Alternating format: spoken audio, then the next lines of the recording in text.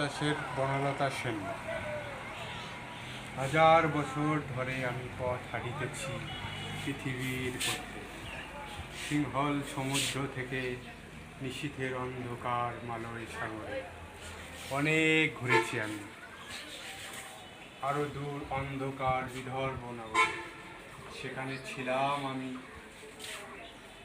বিম্বিসার অশোকের ধূসর জগতে। আমি ক্লান্ত প্রাণ এক, চারিদিকে জীবনের সমুদ্র সপেন। আমারে দুদণ্ড শান্তি দিয়েছিল নাটোরের বনলতা সেন। নিশা মুক্তার শ্রাবস্তির কারুকার্য,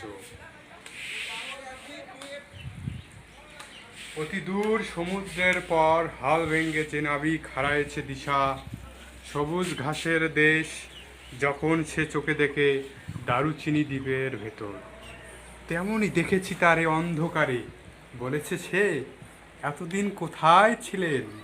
পাখির নীড়ের মতো চোখ তুলে নাটোরের বনলতা সেন।